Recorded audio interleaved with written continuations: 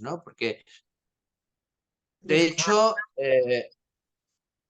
yo cuando empecé a estudiar psicología, o sea, mi interés era ser psicoanalista, la verdad. Esto es mi proyecto inicial. Yo, de hecho, viví en España en la última etapa del franquismo, un ambiente bastante asfixiante y tanto, digamos, el psicoanálisis como la filosofía, pues eran como puertas abiertas a otra manera, digamos, de vivir y a otra manera de entender el mundo, ¿no?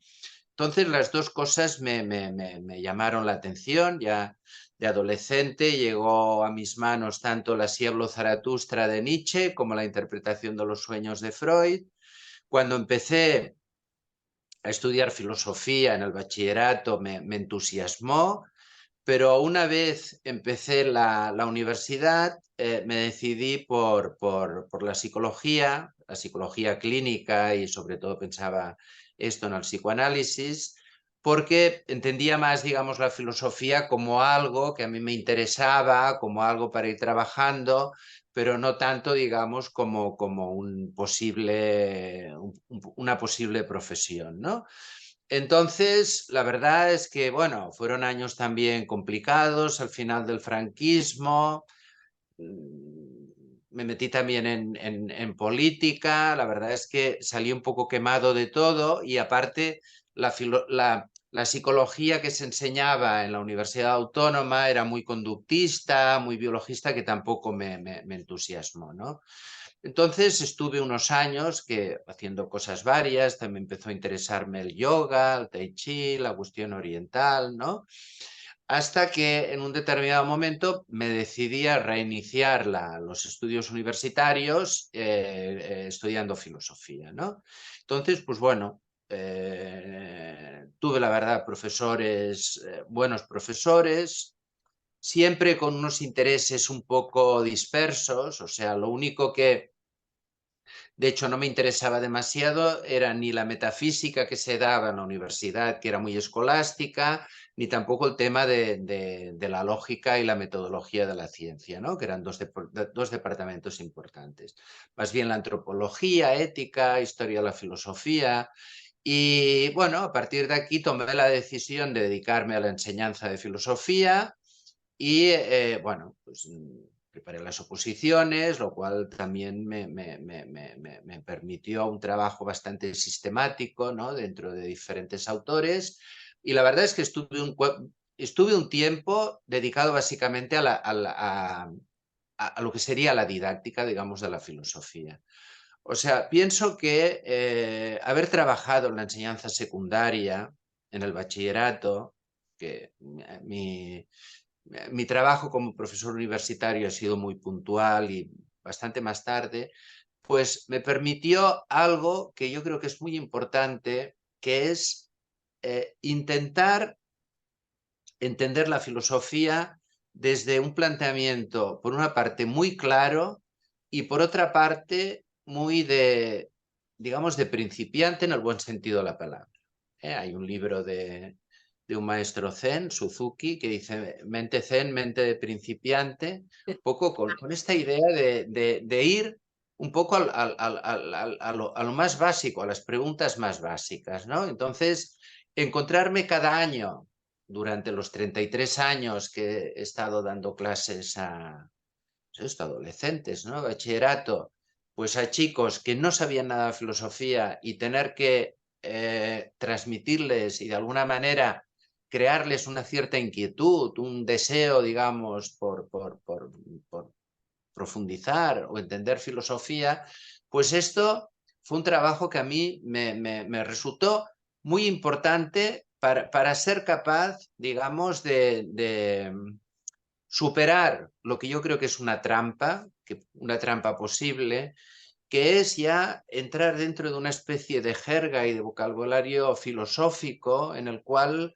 eh, no tienes la capacidad ni de pensar tú, porque muchas veces pensemos que, y yo mismo caí en esto, es decir, Yo empecé la filosofía, como he dicho antes, bueno, porque surgió la inquietud, ¿no? Pero quizás también en el momento de empezar la facultad esperaba respuestas, ¿eh? Que yo creo que esto es un error, porque pienso que la filosofía es una especie de pensar en espiral, preguntas que vas profundizando y lo que tienes que hacer es justamente intentar evidentemente con la herencia recibida, pensar por ti mismo, ¿no? Y no buscar respuestas, sino buscar elementos, buscar conceptos que te permitan a ti ir elaborando, digamos, tus respuestas siempre provisionales, ¿no? Y todo este tiempo de didáctica con los adolescentes en este sentido me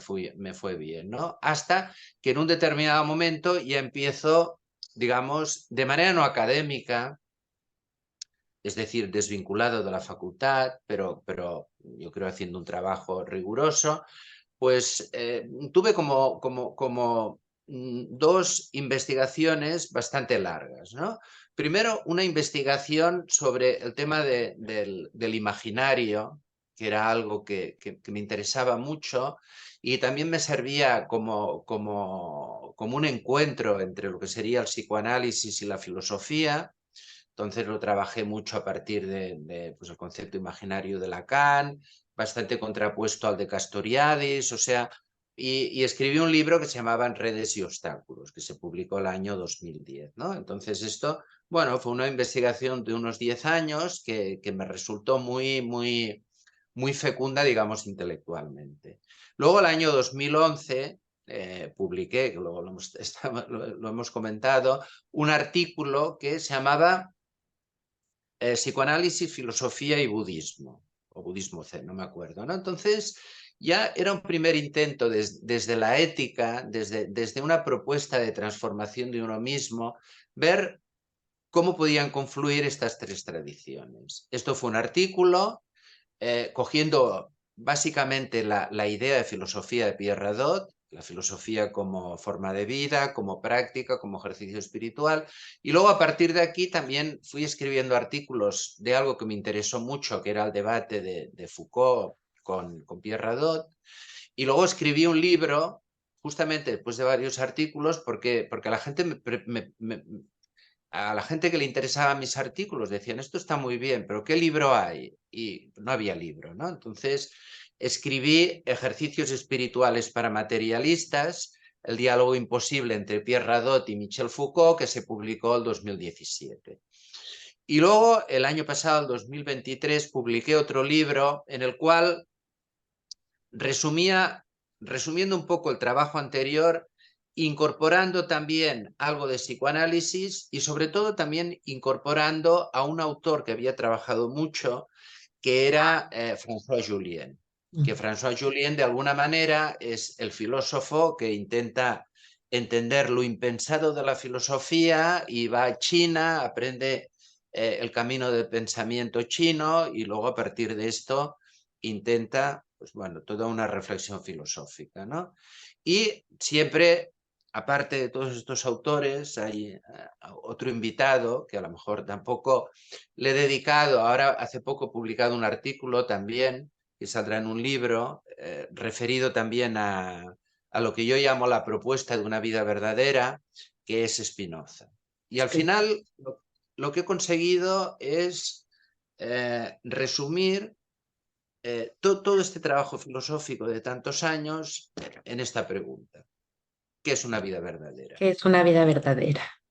Qué hermosa A pregunta. esto, sí, este último libro, Manifiesto por una vida verdadera, que yo siempre aclaro que no es un manifiesto para una vida verdadera, que no es un manifiesto que quiere decir lo que es una vida verdadera, sino que es el manifiesto, es manifestar que lo que deseo, lo que me gustaría saber, lo que me gustaría practicar, lo que me gustaría aprender es qué es una vida verdadera, ¿eh? En este sentido, compartir un poco pues este camino que he seguido con quien le interese. Claro, con esta idea que sentiste desde el inicio de tus intereses por la filosofía, que buscabas Sí, respuesta y que te exacto. diste cuenta que no era un lugar para encontrar respuestas, sino, como bien dices, esa espiral de preguntas cada vez más profundas que nos van llevando a un pensamiento propio. ¿Y crees que sí haya respuesta para esta pregunta? ¿Hay respuestas? Bueno, es que yo creo, vamos a ver, esto claro, es una pregunta tan sencilla como, como difícil, porque en realidad es, como te digo, es la pregunta, ¿no? Pero claro, como este pensar en espiral es ir un poco dando vueltas a esta pregunta. Lo que yo creo es que, o sea, la respuesta o sea, la respuesta es una respuesta singular, o sea, es una respuesta, digamos, de cada cual. Es decir, la filosofía te da materiales, digamos, para pensarla, pero al final encuentras, digamos, o vas encontrando tu respuesta en la manera, digamos, como todas estas conceptualizaciones, bueno, me gusta lo de Foucault, ¿no? De caja de herramientas, como con esta caja de herramientas vas encontrando, digamos, la respuesta. Y en este sentido, no en otros, que también podemos hablar, estaría más de acuerdo, digamos, casi con Michel Foucault que con Pierre Radot, en el sentido que como plantea Foucault, la filosofía te da herramientas, pero que la filosofía en sí tampoco, digamos, es una forma de vida como lo plantearía Dot, ¿no? Pero bueno, esto es un debate interesante y complejo, ¿no? Pero bueno, yo diría que poco a poco vas encontrando tu respuesta singular a partir de todos los materiales, ¿no? Y por supuesto que no es el único camino, o sea, no creo que el único camino verdadero, digo que el único camino para una vida verdadera sea, digamos, a través de la filosofía, ni a través del psicoanálisis. O sea, hay muchos caminos posibles y, bueno, digamos que el mío ha sido básicamente a partir de la filosofía, pero también siempre en diálogo, pues esto con el psicoanálisis, con el budismo, con lo que sería la tradición china. Sí, claro, interesantísimo. ¿Y qué es aquello que aportaría la filosofía, a diferencia de otras disciplinas o otros modos de comprensión del mundo, este acercamiento a una vida verdadera? ¿Qué es lo que la filosofía tendría de distinto? Bueno, la filosofía yo creo que es siempre desde Sócrates, ¿eh? La filosofía es la pregunta por la verdad. Entonces, desde el punto de vista que es la pregunta por la verdad, la filosofía constantemente está reflexionando y dando vueltas sobre esta pregunta, aunque evidentemente no es un camino circular, pero es un camino, como digo, en espiral, pero vamos a ver, yo ahora te lo preguntaré a ti, te voy a devolver la pregunta. Tú que has trabajado mucho la cuestión de los Vedas, por ejemplo, yo creo que, por ejemplo, los Vedas es un texto o unos textos sobre los cuales se trabaja y se piensa, ¿no? Entonces, pero claro, son unos textos de referencia. Yo creo que la filosofía no tiene, digamos, estos textos de referencia. Lo cual no quiere decir, porque esto me gusta aclararlo, que yo pretenda con esto decir que si tú estás trabajando, por ejemplo, los Vedas o estás trabajando un tipo de textos como referencia, esto sea una cosa dogmática y la filosofía no, porque de hecho siempre estás trabajando, digamos, sobre algo, ¿no? Lo que intentó hacer Descartes de empezar de cero con sus meditaciones metafísicas fue una trampa completa, o sea, porque él cayó, digamos, en toda su propia herencia, ¿no? Entonces, pues yo creo que la filosofía es este trabajo que constantemente la vía filosófica se va como replanteando. Entonces, a esto yo lo llamaría como una función crítica, digamos, del pensamiento, ¿no? Una función crítica del pensamiento en el sentido que es como esta problematización permanente, pero que de todas maneras claro, es una problematización permanente que te hace o te mantiene, digamos, en la incertidumbre, pero que al mismo tiempo tiene la paradoja de que tienes que ir decidiendo, digamos, y tomando decisiones, ¿no? Y que incluso es lo que me preguntabas antes, o sea, esta vida verdadera está hecha también de decisiones. Claro, sí. Bueno, ahora me gustaría mucho saber algún concepto, bueno, ya hablaste de muchos, pero y también de muchos autores, de muchos filósofos. ¿Cuál es un concepto o un autor que te apasiona así, profundamente? Bueno, la verdad es que si tenemos que hablar del autor que más me apasiona, el filósofo que más me apasiona es Spinoza. Y de hecho, ya digo que ninguno de los tres libros habla de Spinoza. O sea, el último y el penúltimo puede hacer alguna referencia, pero una referencia muy puntual. Pero Spinoza es un autor, es un filósofo, incluso diría un libro, La ética de Spinoza. O sea, La ética de Spinoza yo creo que es el libro que más me ha acompañado en mi trayectoria filosófica. Es decir, que es un libro que lo he leído, lo he dejado, he vuelto y ahora este último tiempo, desde que, bueno, desde que acabé de escribir el Manifiesto por una vida verdadera, que más o menos pues hará un año, pues este último año, he estado básicamente, digamos, profundizando en Spinoza, ¿no? Y bueno, digamos, de Spinoza, vamos a ver,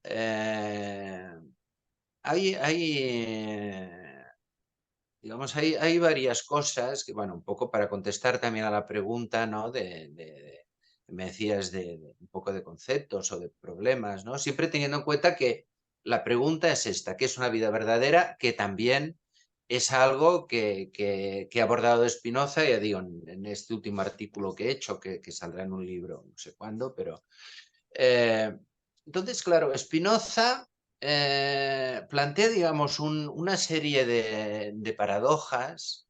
Por ejemplo, la paradoja entre ser libre y estar determinado, ¿no? Eh, que es una paradoja, es decir, estamos determinados, pero al mismo tiempo hay algo que podemos plantear en términos de libertad, ¿no? Por ejemplo, la cuestión de la unidad de todas las cosas, ¿no? Que todos formamos parte, digamos, de lo mismo. Y incluso, claro, todo esto yo creo que tiene mucha relación justamente es lo que planteaba un poco, lo que quería investigar en este artículo, ¿no? Con esta idea de no dualidad que tiene que ver mucho con el Vedanta, ¿no? Y claro, para mí Spinoza pues entra, digamos, en todas estas problemáticas y además Spinoza, digamos,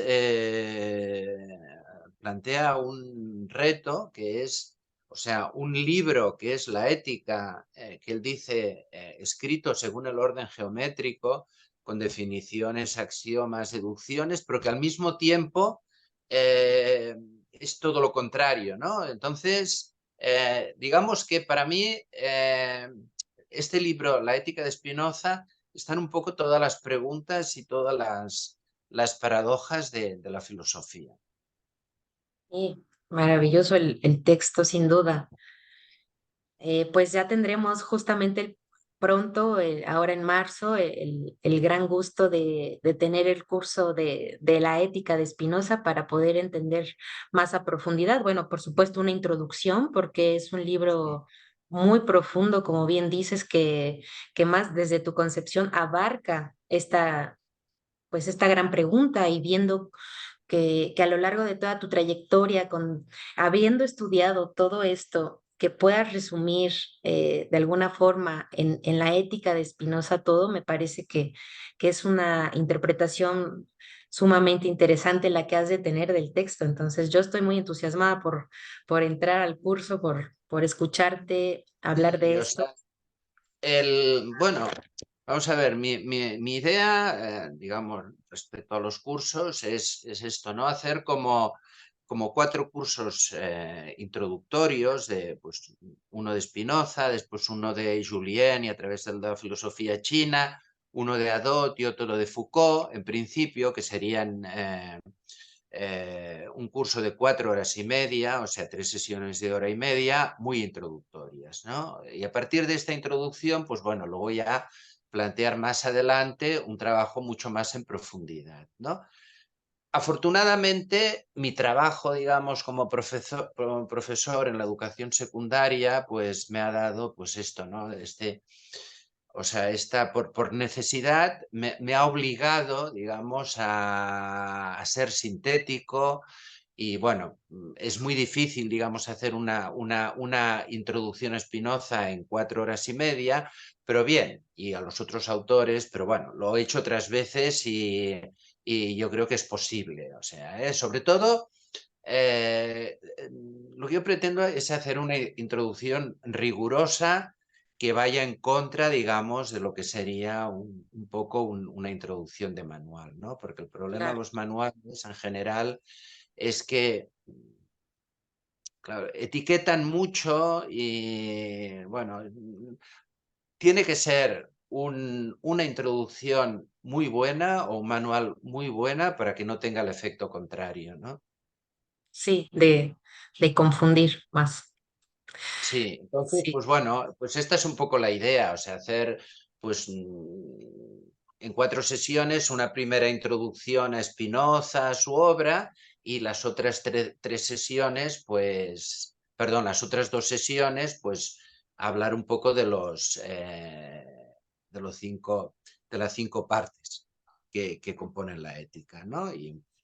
Y una introducción bueno, que de alguna manera me gustaría que sirviera de estímulo para leer Spinoza y para poder hacer un curso más en profundidad de Sí. lectura sistemática, ¿no?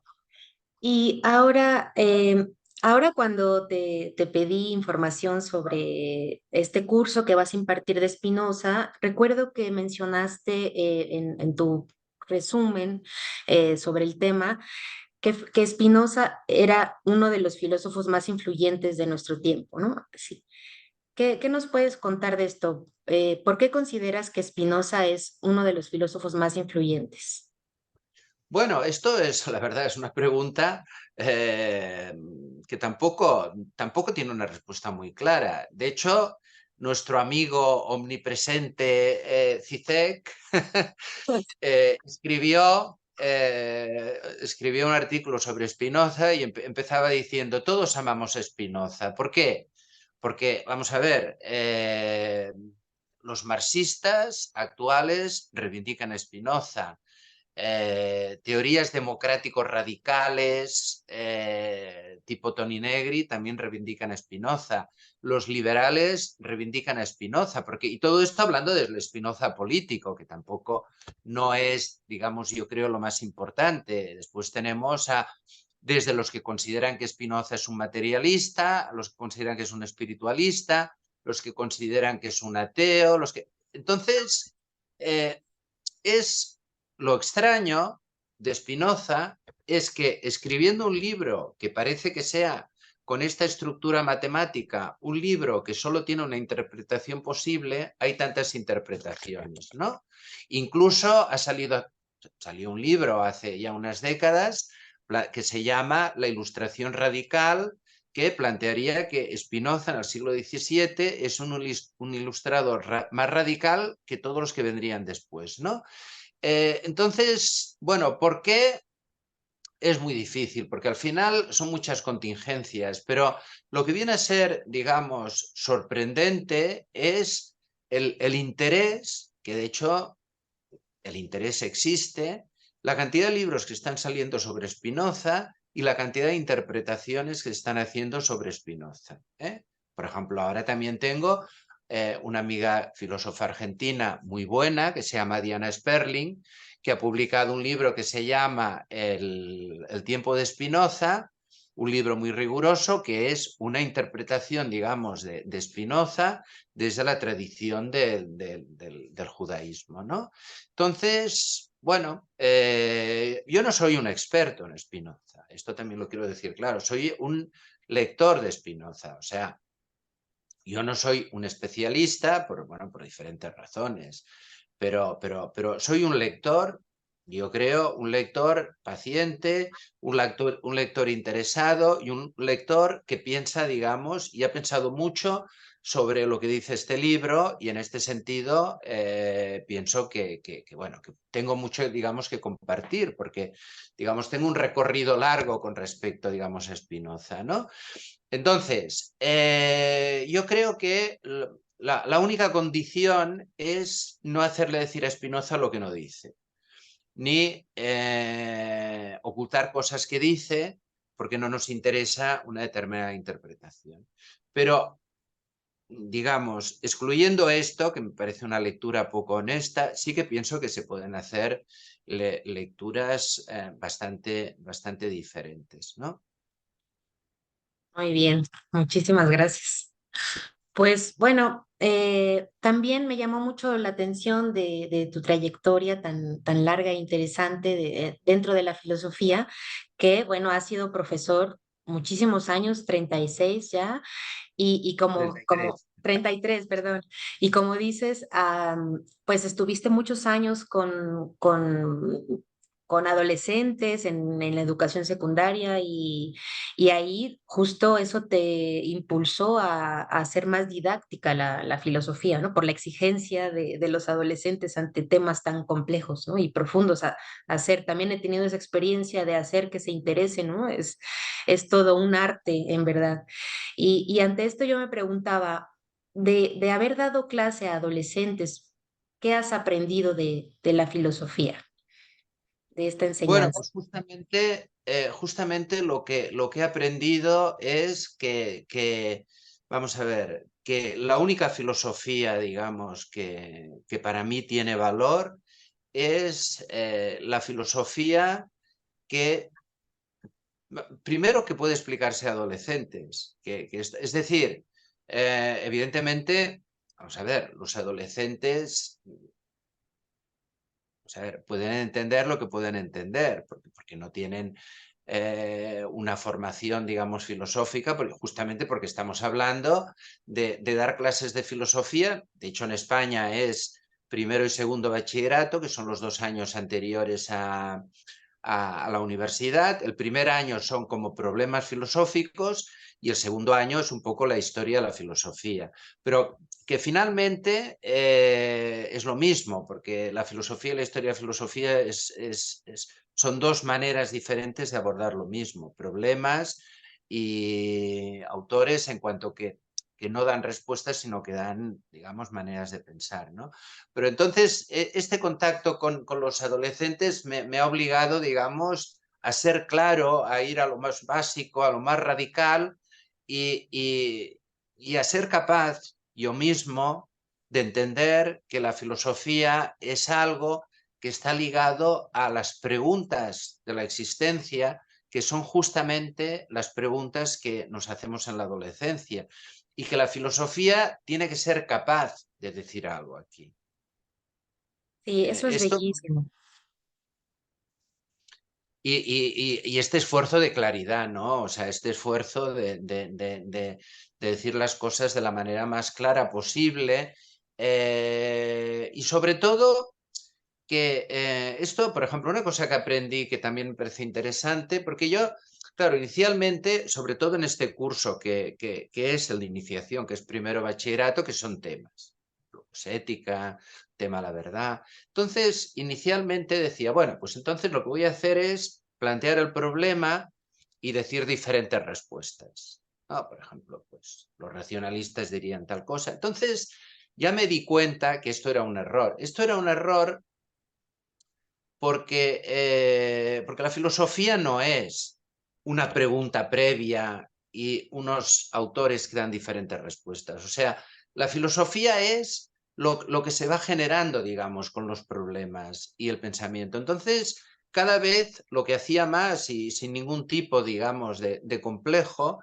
era transmitir como mi manera, digamos, de entender esto, ¿no? Pero entonces siempre, evidentemente, con la dificultad de que lo tienes que hacer de una manera no cerrada, o sea, que ellos entiendan que tú estás transmitiendo como un proceso de pensamiento que les tiene que generar preguntas, que lo que estás haciendo no es presentarte como el que tiene las respuestas. Pero bueno, todo este reto, digamos, para mí supuso un aprendizaje muy interesante y muy válido. Qué bien, sí. Y yo me preguntaba en cuanto a este espíritu de los jóvenes, actualmente, y con esta pregunta de qué es una vida verdadera, ¿qué es lo que haría que los jóvenes actualmente se hicieran esa pregunta? ¿Qué podríamos hacer para que ellos se hicieran esa pregunta? Claro, vamos a ver, aquí siempre un poco o sea, el eje del planteamiento sería el siguiente. O sea, por una parte, o sea, que ellos sean capaces de ver que el mundo en el que estamos es un mundo muy consumista, bueno, en fin, tampoco, ya son tópicos, pero que son verdad, es un mundo muy consumista, un mundo muy materialista, un mundo de alguna manera, como muy vacío, ¿no? O sea, eh, tienen que ver algo, digamos, de esto, tienen que ver algo de esto, ¿no? Entonces, claro, yo creo que también estamos en un mundo, esto también es un tema que me parece interesante, un mundo en el cual la figura, digamos, del adulto queda como bastante diluida, es decir, que los supuestos adultos están o estamos bastante infantilizados. Entonces, yo lo que veo es que los adolescentes no ven un poco una figura del adulto como algo, digamos, a lo que llegar. Y adulto en el sentido de una persona eh, pues que es capaz de tener un criterio, una persona que tiene un compromiso pues ético, un compromiso político. Entonces, en la medida, digamos, que les puedes marcar a los adolescentes un poco este horizonte del adulto, de este adulto que se hace responsable de sí mismo, que tiene un criterio, un compromiso, pues la filosofía aquí les puede, digamos, ayudar mucho, ¿no? Entonces, yo pienso que, bueno, que la filosofía tiene un papel importante en la educación secundaria, porque tiene que darles instrumentos un poco para esta formación, digamos, de tener un criterio, que finalmente yo es lo que les digo, o sea, vamos a ver, no penséis que a los 16 años ya estáis pensando por vosotros mismos, porque en esto ni a los 40 casi lo podemos decir, o sea, lo que tenéis vosotros es opiniones de cosas que habéis oído y un poco la filosofía como contrapuesta a la opinión. Tenemos un mundo que todo el mundo opina, pero bueno, esta opinión se hace sobre la base de lo que has oído, lo que te han dicho. Entonces, delante de estas opiniones, pues intentar formar un criterio propio. Este es el camino por el que yo creo que muchos adolescentes se han interesado o intentado como mínimo. Y bueno, me consta que en algunos casos pues ha sido así, ¿no? Sí, pues sin duda una labor importantísima hacer que los jóvenes puedan desarrollar este criterio que difícilmente se tiene, como bien dices, en esta época. Qué bueno que ya sabemos un poco, muy reiterativamente, que es un tiempo de opiniones exacerbadas, donde todo el mundo opina cualquier cosa y entonces aquí es donde me parece que la filosofía tiene ese papel tan importante de crear un criterio. Y Claro. bueno, esta gran pregunta que tú te has formulado a lo largo de toda tu trayectoria, esta pregunta que guía también tus libros, tus investigaciones, tus propios pensamientos, ¿qué es una vida verdadera? Es una, sin duda, una gran pregunta que todos habríamos que hacernos, ¿no? Eh, y bueno, pues no sé, me ha encantado esta charla, Luis, ha sido un verdadero honor. No sé si quieras agregar algo más y si te gustaría compartir otra cosa. Bueno, primero, pues agradecerte porque, bueno, me has confiado de poder participar en tu proyecto. Tus preguntas han sido preguntas que me han acompañado mucho. Bueno, al final, para decir algo, digamos, por la pregunta, porque claro, ¿qué es una vida verdadera? Ya digo que esto es una respuesta singular, pero bueno, voy a decir alguna cosa. Voy a decir alguna cosa, es decir, eh, las para mí la condición, diga, o alguna condición para tener una vida verdadera quiere decir que seas capaz de alguna manera de desprenderte de todo esto anterior que decíamos, de estas opiniones, de este imaginario, de este guión un poco que ya tienes porque te lo han creado. Un poco, primero, desprenderse de todo esto, ser capaz, digamos, de apostar por una elección ética, o sea, pensar que tu vida tienes que buscar tú, pues, este camino, esta ética, podríamos decir, ¿no? Eh, y que hay que ser, digamos, coherente, ¿no? Y un poco también ya para concluir ahora del todo, pienso que los dos grandes peligros que tenemos en estos momentos son, por una parte, lo de la propuesta, digamos, del sujeto neoliberal, de gestionar tu vida como una empresa, o sea, porque esto también, de ser un emprendedor competente, es decir, este entender tu vida, digamos, como una empresa, me parece que también es una trampa, ¿no? Y esto también es fácil de caer, decir, bueno, pues, ser una persona de éxito, invertir en uno mismo, o sea, todos estos términos, digamos, de mercantiles, que bueno, el mercado existe y tampoco tengo en contra nada, pero plantear tu vida, digamos, en estos términos me parece un error. Y el otro error me parecen las cuestiones identitarias, ¿no? La cuestión de identificarte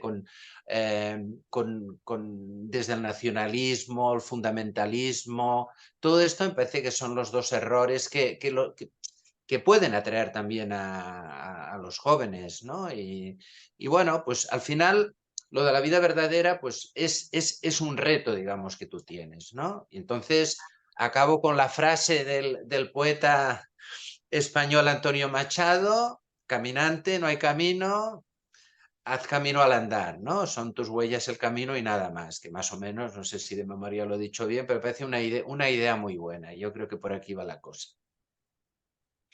Bellísimo. Muchísimas gracias, Luis Roca Yusmed. Ha sido todo un placer escucharte y aprender de todo tu conocimiento. Y bueno, hay mucho más ahora en los cursos que están por venir. Sí, Ahora sí, encantado y bueno, seguro que también va a ser un buen trayecto, Vanessa, ya digo, encantado sí, de participar en este proyecto. sí, de verdad estoy muy agradecida y qué gusto. Me encanta escucharte y platicar de esto.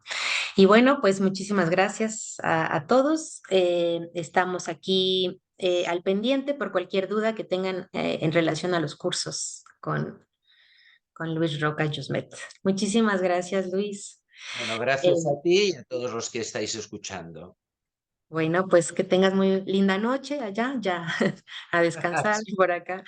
Sí, sí, sí, aquí ya es el atardecer, ya son las 7:00. Muy Bueno, pues lo bien, mismo, pues, ¿eh? Que tengáis un buen día y todos los que escucháis también. pues un fuerte abrazo. Muchas gracias. Gracias. Ujú.